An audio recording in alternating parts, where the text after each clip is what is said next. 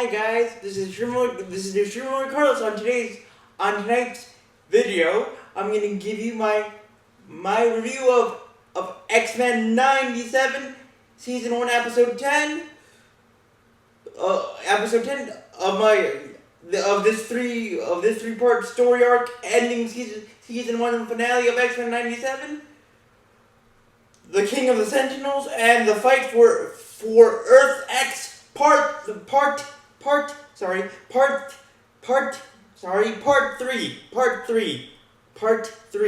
So here we go, guys. I really enjoyed this epic and phenomenal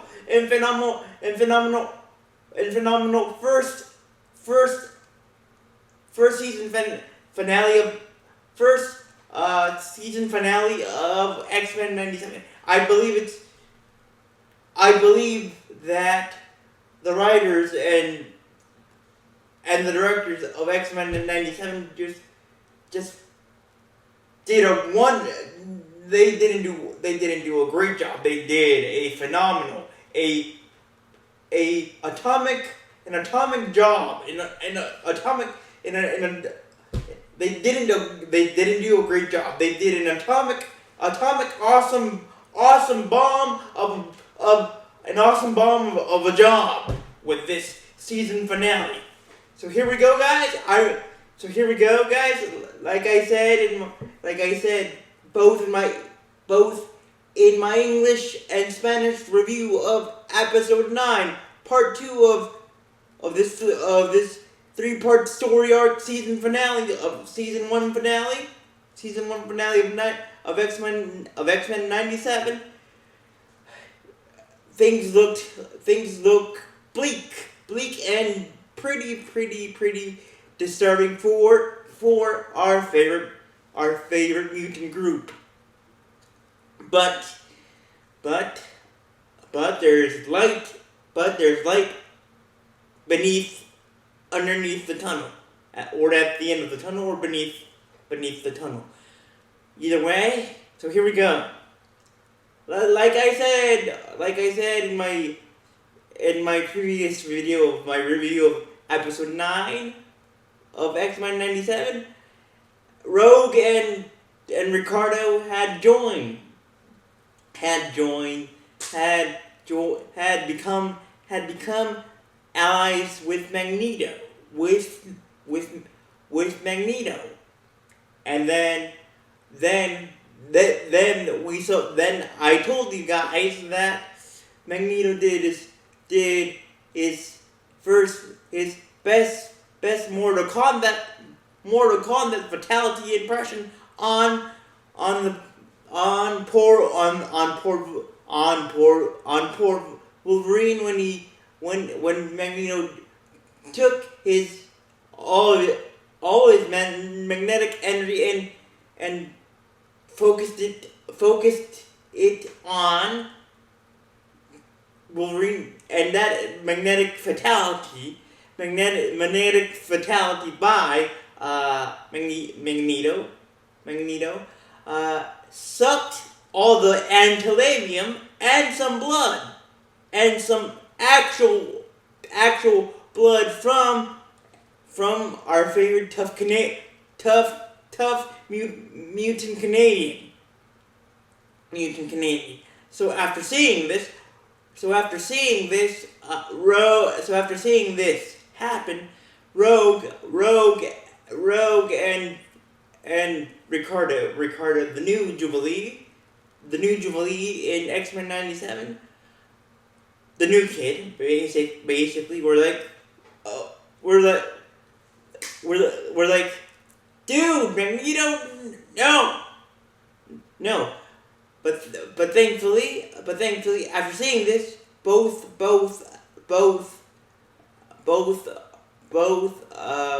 Rogue and Ricardo woke up and saw their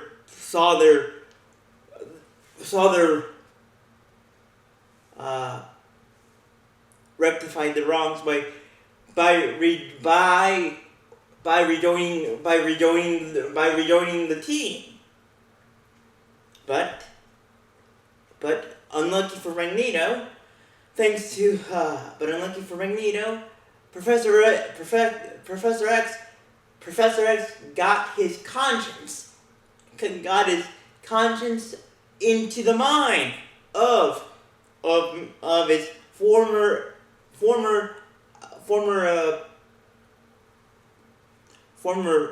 friend slash successor to the successor of the X, to the successor to the leadership role of the group. And when Professor X gets into the conscience of Magneto, we see the first thing we see in part 3 of King of the Sentinels, in this awesome episode 10, is we see both Professor X and Magneto sitting together in a bar,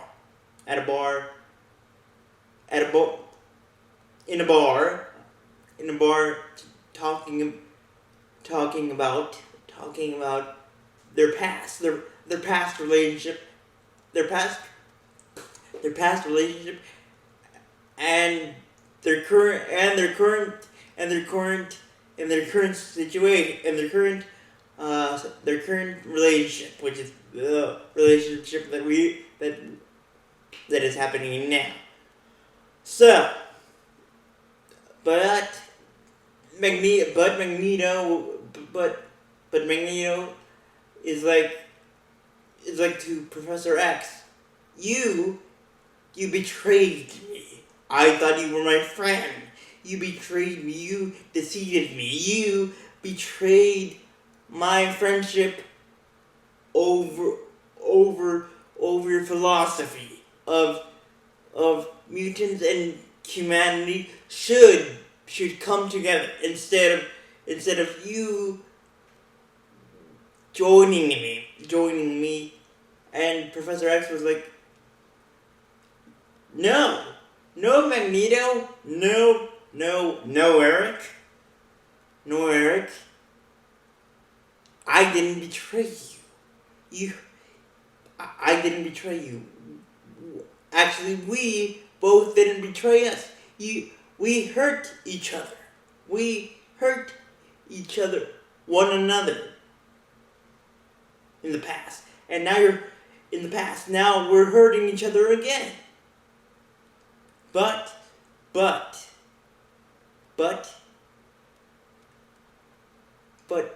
now that you have rediscovered your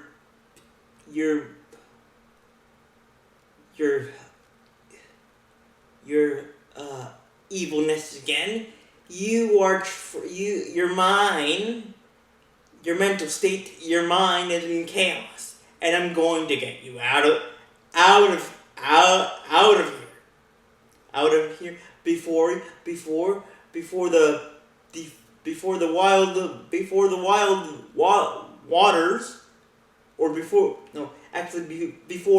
the wild waters of your mind ocean drown you and eventually kill you. Kill your mind and kill your mind, and in turn kill you as well. Then we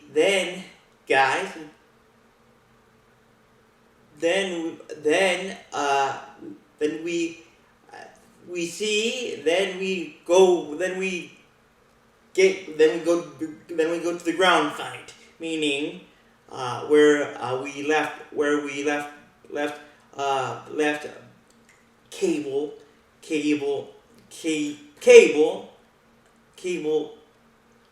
Storm, and Beast, and Cable is on his knees while Bastion is giving giving him an evil, a very, very disturbing speech about humanity, about his end goal, his end plan.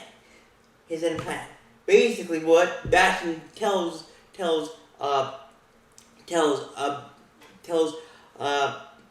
Cable slash Nathan is that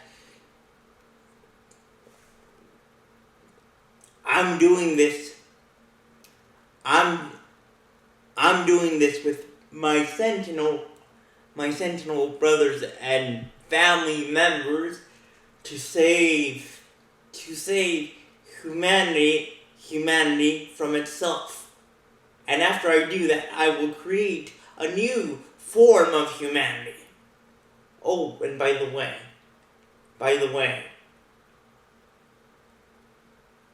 I really, really enjoyed killing your mother, your biological mother, your biological mother, Madeline, Cable, or you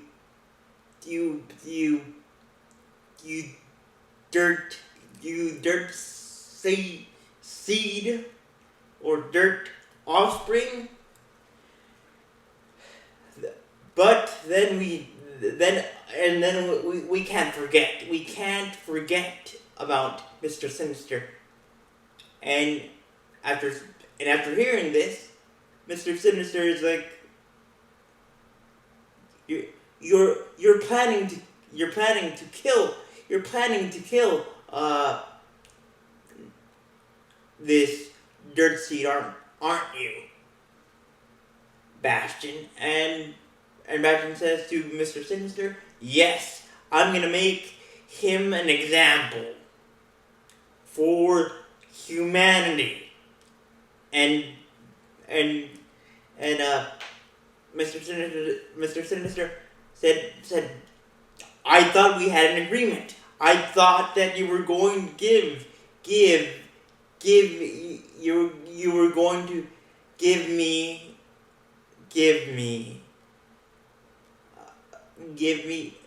Cable slash Nathan as my prize for helping you.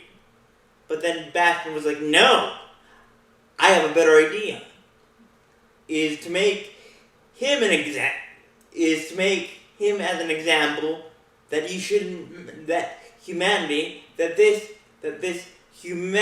this form of humanity should not mess with me. Then out of the darn blue, darn cold, hot sky, there's a glimpse of hope coming from Cable. Cable when he tells Bastion, you thought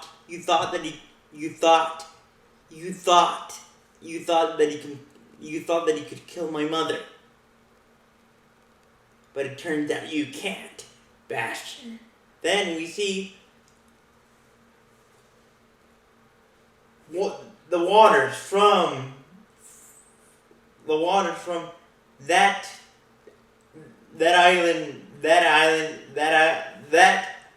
piece of island where Bastion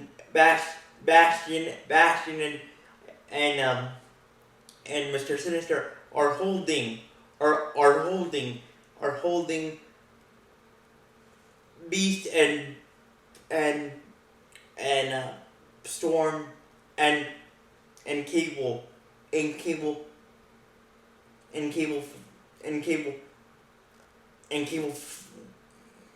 to beg for mercy, to beg for their own clemency slash mercy. The waters of that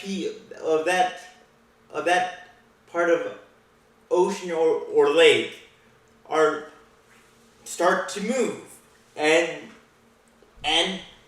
guess what, guys? That movement of water turns out to be Jean.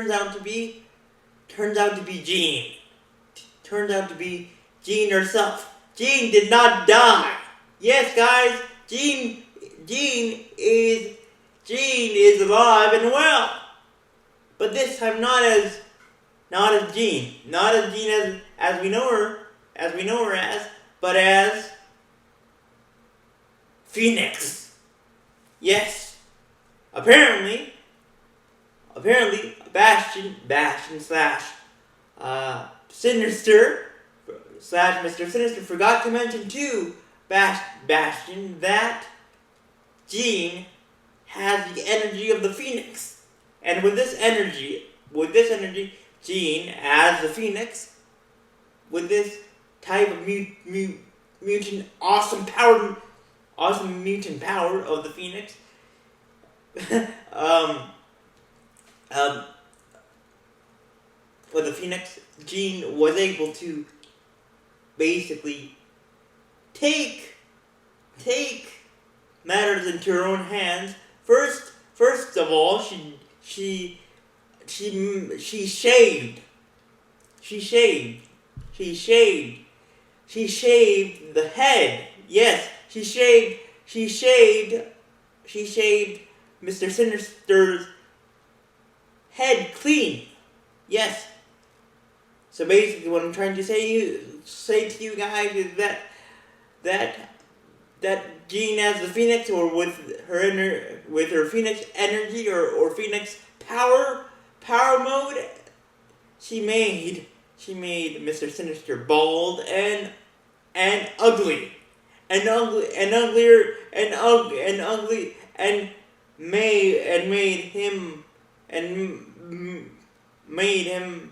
made his true face of evil and ugliness come out or show up when she basically just made him bald, and basically just transformed Mr. Sinister's menacing face into an ugly face of despair and ugliness. And after this, Mr. Sinister was to morpho.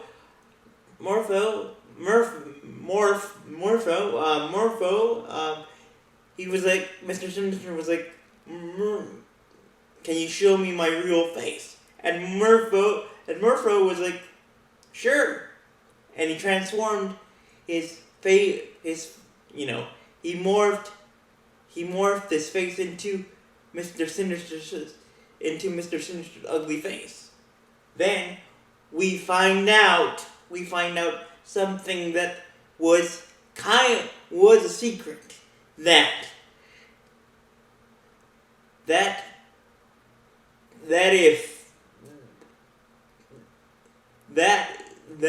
Bastion was supposed to be one of the first X-Men. Yes, you heard it right. Bastion before he got his mind distorted, and then before he got his mind distorted and his connection, or his cerebral spine cortex connected to the sentinels. He was supposed to be a member of the first generation of the team of X-Men, but tragically, Bastion's adopted mother that took him from his war-torn part of Russia, was afraid that Professor X's Professor X's ways of teaching were going to be bad for Bastion. Therefore, therefore, Mrs. Bastion's mother, before she became a zombie, way before she became a zombie sentinel, kind of lied to him and said that if you went with Mr. Xavier or Mr. Xavier, you wouldn't be happy. You will be more happy with me. Which in a way I get, but at the same time I think if Professor X had the ability to help him and if Mrs. Bastion wasn't that afraid and that afraid to ask for help of Professor X, we wouldn't see what evil what evil and malevolent things and evilness Bastion would cause. Then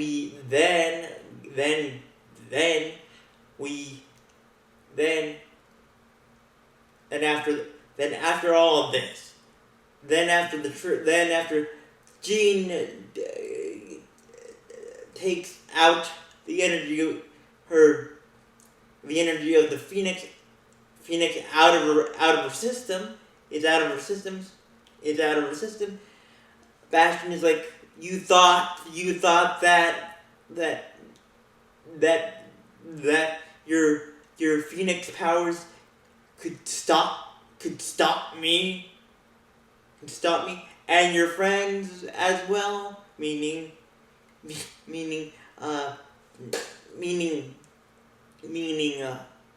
Beast and Storm as well, and including your son, Cable/Nathan. You thought you could stop me? Well, no. Then we see an awesome and evil transformation of an awesome and evil transformation of Bastion. He becomes an evil butterfly. Yes, an evil steel butterfly. What I mean is that he comes out of his cocoon and basically transforms himself into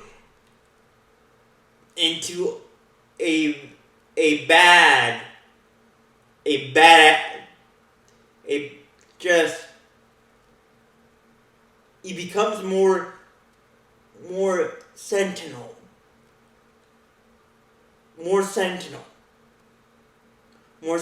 and tells Jean,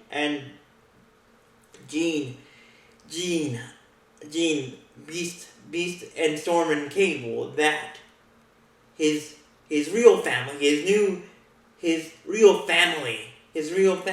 are his sentinels, and that he wouldn't join in a million gajillion years a family that is weak, like you so-called X-Men. And then he transfers his focus to Magneto's rock formation base that is up in the air. Meanwhile, up in the air inside Magneto's Magneto's rock formation base.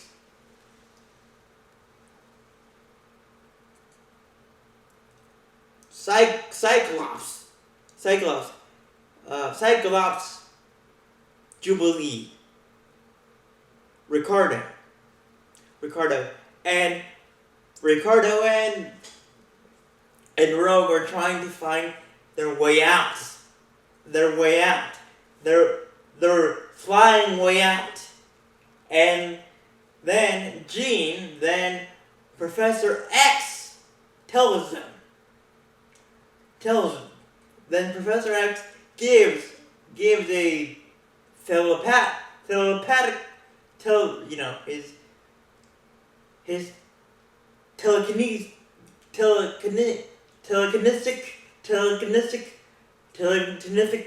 telepathy calls to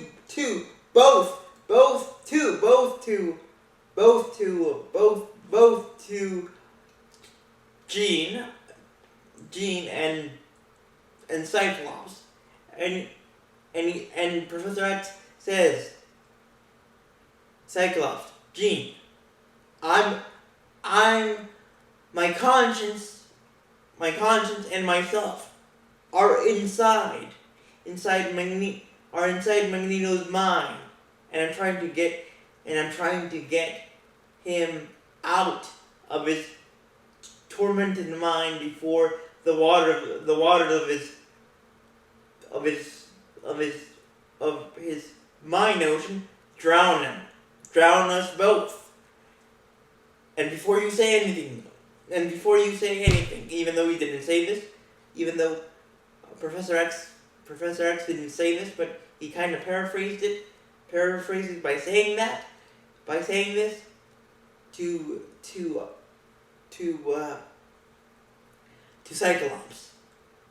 Cyclops, we can't do this alone. We can't save the world. We can't save Earth. We can't save the world without Magneto's help. Then after this telepathic call, that after Professor X's telepathic call to both Jean and Cyclops, Jean does her own call, her own telepathic call to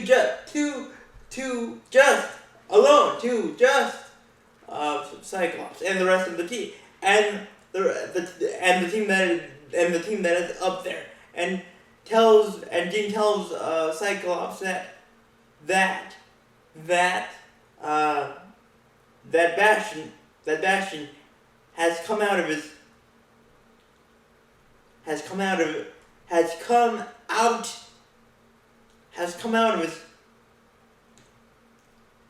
sentinel cocoon and has transformed or has morphed into the sentinel of the future, and he's coming towards you, and Magneto's rock formation base to bring it down to Earth. Yes, guys. Now that all hope is lost for Bastion of taking over the Earth with his sentinels, and thanks to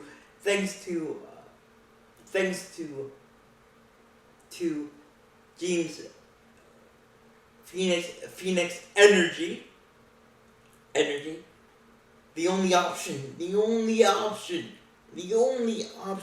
that Magneto has, that Bastion has to destroy humanity, or this form of humanity that he finds inferior, is by flying to flying to his new rock and sending it down to Earth. And man, he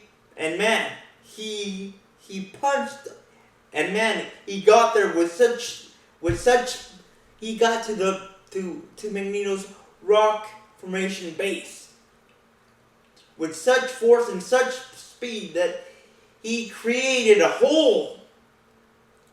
He made a hole. But luckily, Jubilee, Cyclops, Ricardo, and Rogue were able to stop him for a little bit. But when all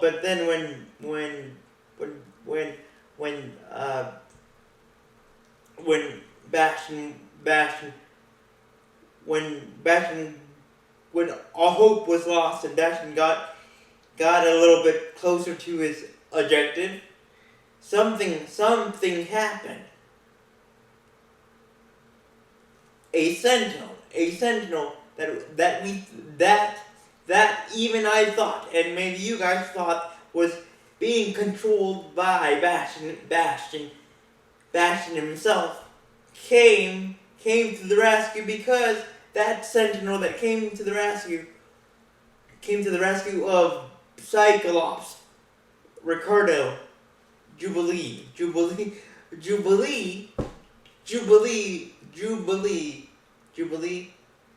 and Rogue, the people that were controlling that sentinel that came to the rescue of Jubilee, Cyclops, Rogue, and Ricardo, was actually being controlled by Beast, Jean, and Storm.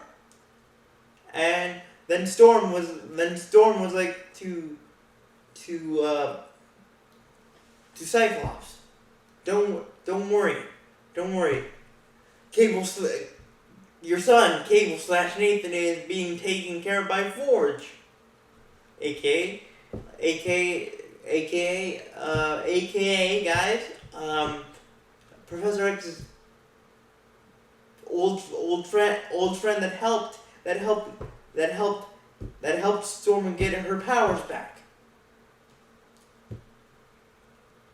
But then all of a sudden, when we thought that that was the end of Bastion and his reign of terror and tyranny and basically doom, he was still alive. He was still alive, but this time, guys, we could see real damage done to his body and face. His eyes were hanging. His sentinel robotic eye was hanging from his socket, and his face was distorted. But before that happened,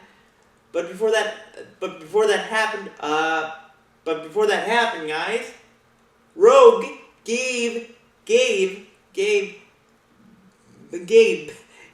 Bastion, or after this happened, Rogue punched, or gave a wee punch, a wee punch to Bastion's face, in memory of her beloved and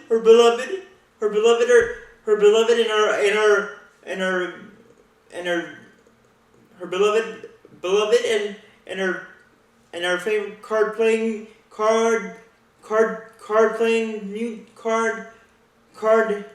card handling mutant, Gambit. Then after the punch, we see Rogue land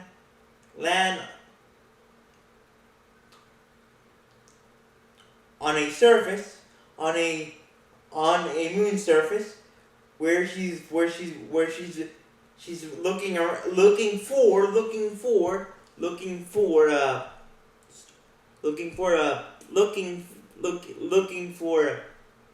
looking for Bastion,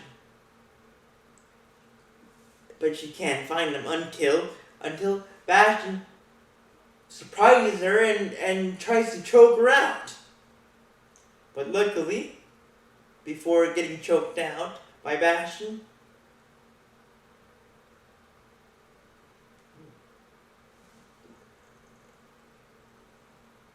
Ricardo's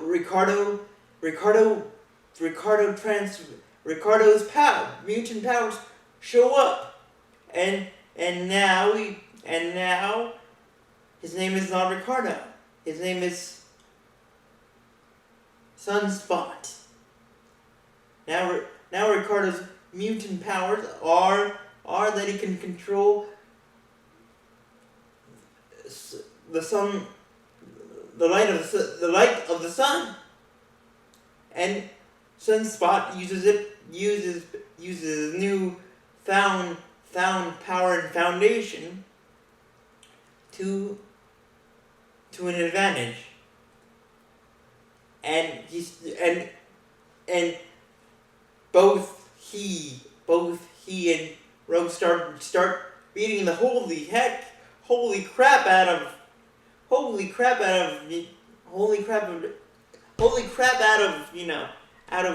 Bastion. But again, that's to no avail, to a degree. But again, they can't. But again, they can't bring Bastion to his knees. And then Bastion returns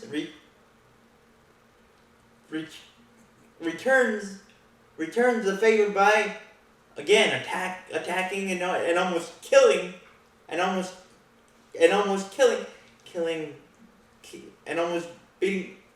beating Sunspot and Rogue to death. Then Bastion returns to Magneto's rock formation base, and he confronts, or he comes in face to face with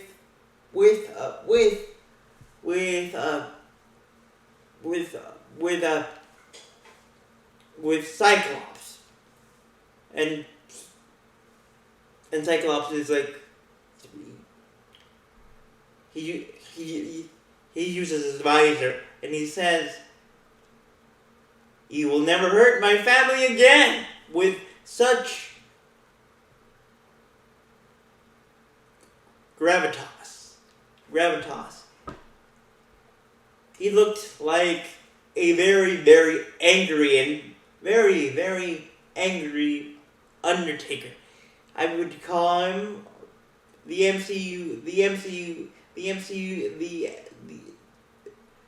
X-Men's version of an angry version of the Undertaker in the Ministry of Darkness. So after blasting the holy heck out of Bastion,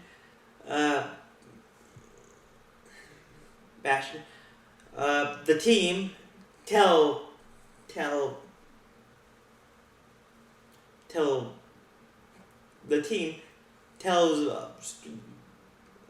Cyclops to end Bastion, but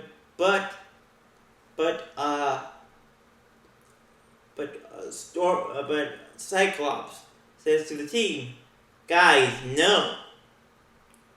Bastion wants a future. We will give him the future. We will give him the future that he wants. By not killing him. by not finishing off. By not finishing him off. We should do what we say, or what we have been trying to say to the humans.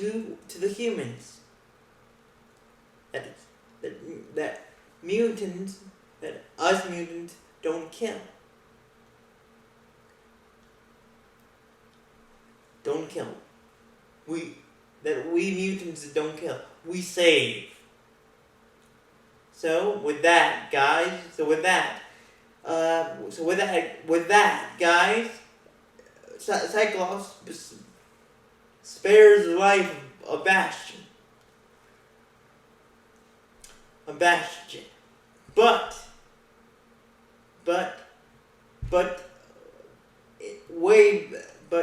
in episode 8, just to give you a little bit of context, at the end of episode 8, when Magneto turned his low power mode off to turn off the world or Earth, he set up his last resort nuclear codes. So basically, Magneto had set up a last resort nuclear code which would send missiles up to his rock formation base, and those missiles would bring down his rock formation base down to Earth. So with that being said, guys, now that I gave you a little bit of context, this type of context, that's exactly what happened. So after sparing Bastion's life,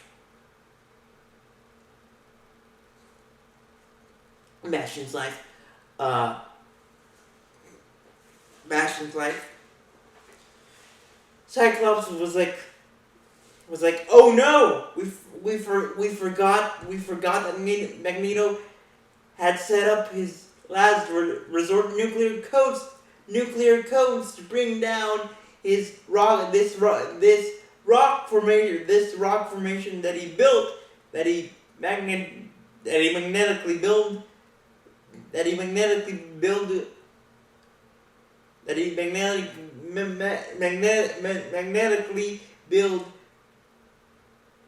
by launching missiles, so it could be brought down by these missiles that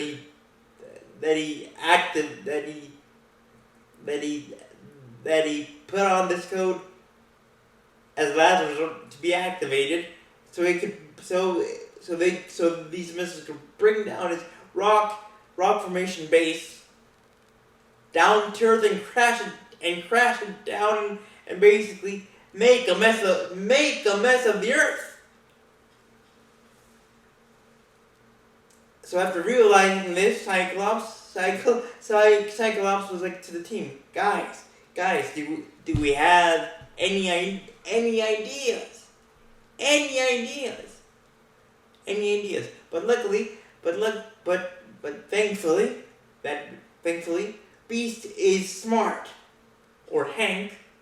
Beast is human name, but Beast had a light bulb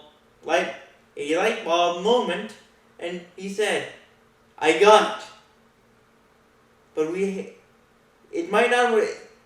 It's a possibility that this might not work, but there's a slim chance that this might work.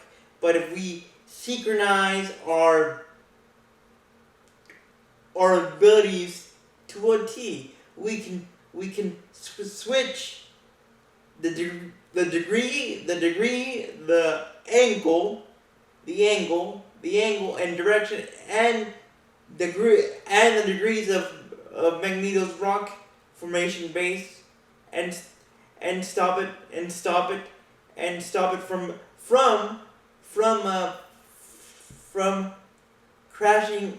crashing down, from and stop it from crashing down to Earth and destroying it and destroying humanity as we know it. But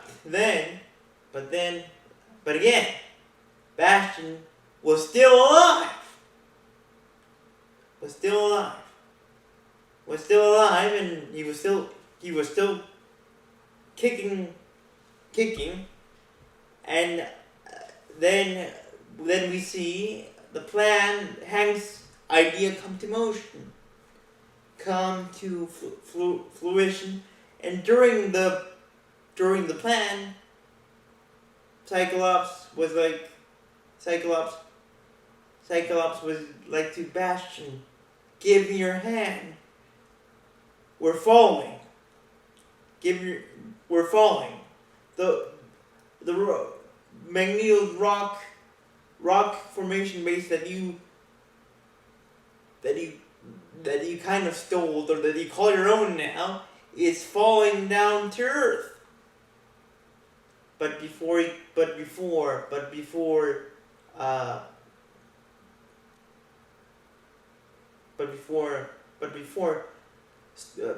Cyclops could give out or give Bastion his hand to help him and bring him to safety, or just save him.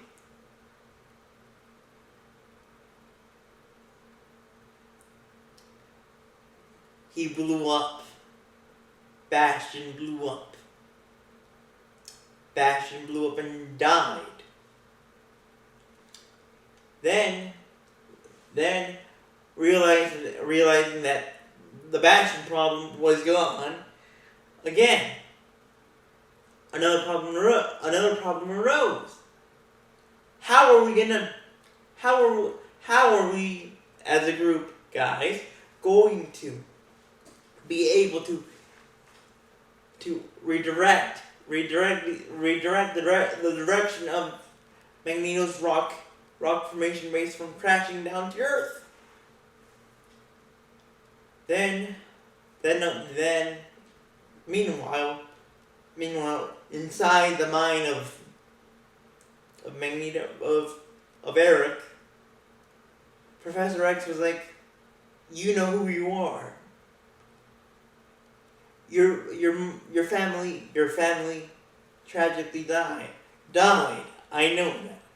You know that. And I know it hurts. And I know it still hurts.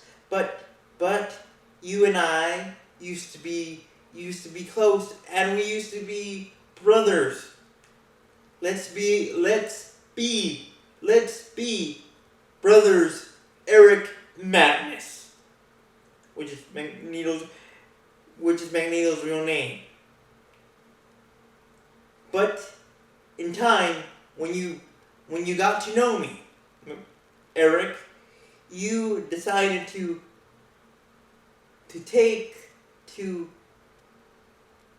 not use your real name, of Eric Magnus. So you decided to change or switch your name to Magneto. And guys, that's when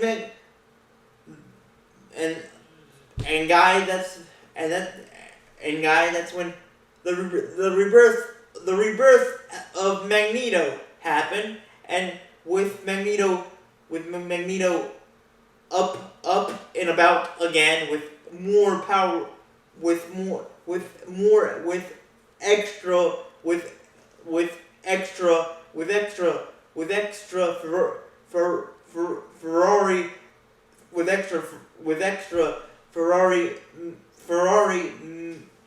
Ferrari magnetic engine energy,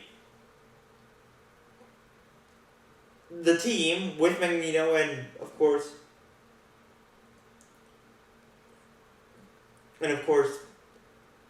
Professor X.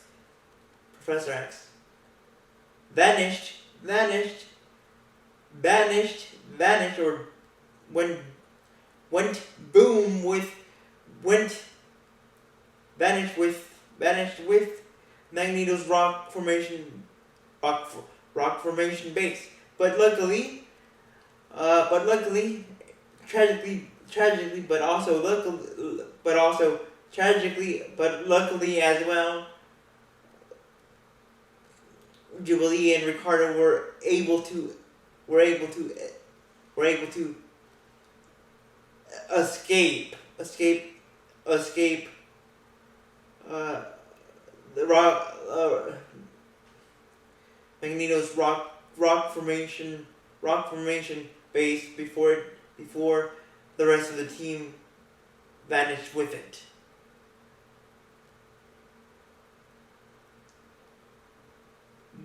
Then in the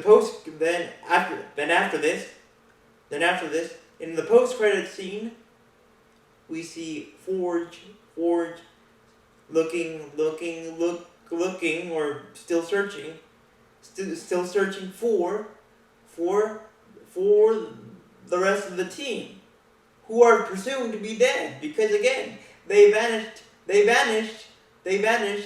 with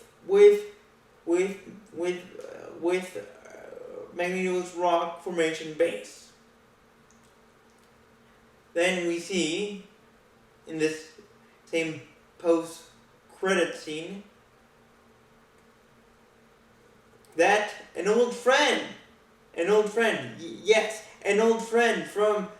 from episode 3 comes back, and it's Bishop, our old friend from episode 3 that time traveled with baby Nathan to save him from Mr. Sinister's virus that was imposed upon him by Mr. Sinister. And then Ford says, "Who are you?" And says, "Who are you?" And then Bishop says, "An old friend." And now I'm here to help you find ourselves, find our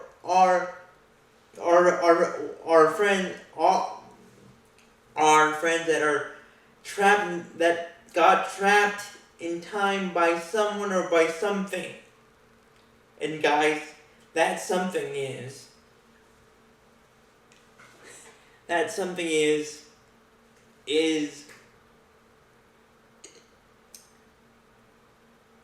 that something, or that someone, to be more specific, is Apocalypse. Yes!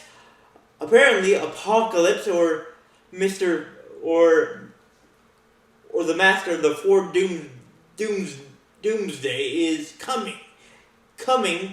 Meaning when I say Four Doomsday, I mean of course Apocalypse, but when I say four Doomsdays, I mean Apocalypse with his four henchmen, four horsemen of the apocalypse.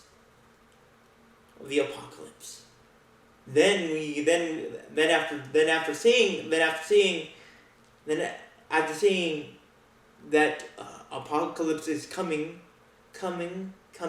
and he might be the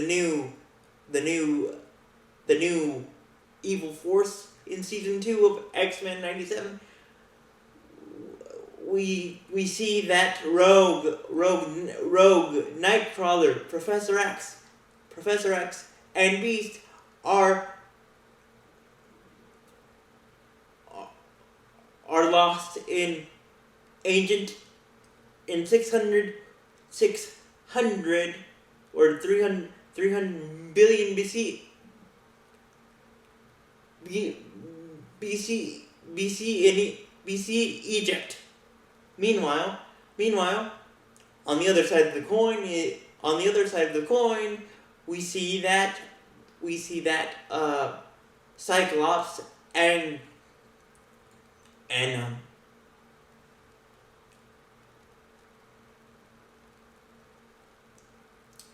and Jean are lost in 306,000 BC Earth, meaning that they are trapped in a future Earth, where they find themselves trapped in. But luckily, or maybe luckily, they discover that there's a leader called Mrs. Senti. Mrs. Senti, or guys, I can't pronounce, Mrs. Senti. Who is the leader of this? Who is the leader of this futuristic group? And that's not all. Guys. This Mrs. Senti says, welcome to our Earth or future. And Mrs. Senti introduces both Cyclops and Jean to their Nathan, to their Cable/Nathan, but from the future, from this dystopian and dark future,